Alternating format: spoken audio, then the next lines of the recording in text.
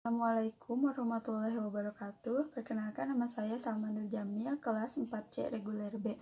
Di sini saya akan menjelaskan tentang mengidentifikasi segmen pasar dan memilih pasar sasaran.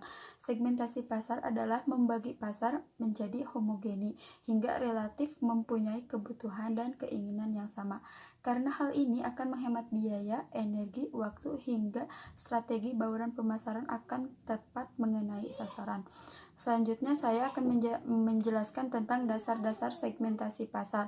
Segmentasi pasar mencakup variabel-variabel utama mengsegmentasikan pasar konsumen, yaitu faktor geografis, demografis, psikografis, dan perilaku. Yang pertama, segmentasi geografis. Segmentasi geografis dilakukan dengan cara membagi pasar menjadi unit geografis, misalnya negara, provinsi, kabupaten, kota, dan sebagainya. Perusahaan dapat beroperasi di semua segmen, tetapi ia perlu memperhatikan perbedaan kebutuhan dan selera yang ada di wilayah masing-masing.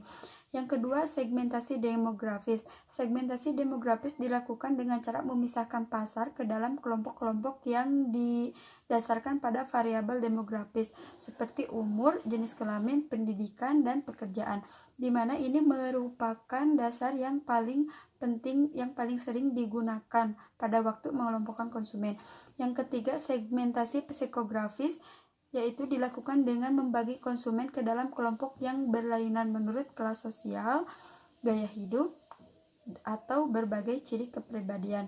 Yang keempat yaitu segmentasi perilaku. Segmentasi perilaku yaitu merupakan variabel utama dalam segmentasi pasar. Yang kelima yaitu pemasaran massal. Pemasaran massal di mana penjual memproduksi, mendistribusikan dan mempromosikan secara massal sebuah produk kepada semua pembeli. Yang keenam, pemasaran bervariasi produk, yaitu penjual memproduksi dua atau lebih produk yang memperlihatkan ciri, gaya, kualitas, ukuran yang berbeda, dan sebagainya.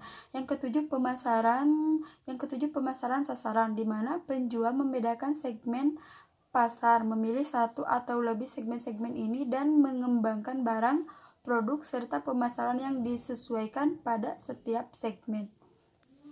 Selanjutnya yaitu segmentasi, penentuan sasaran, dan penentuan posisi.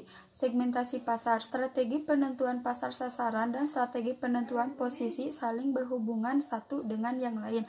Segmentasi pasar adalah proses penempatan konsumen dan dalam subkelompok di pasar produk sehingga para pembeli memiliki tanggapan yang hampir sama dengan strategi pemasaran dalam penentuan posisi perusahaan.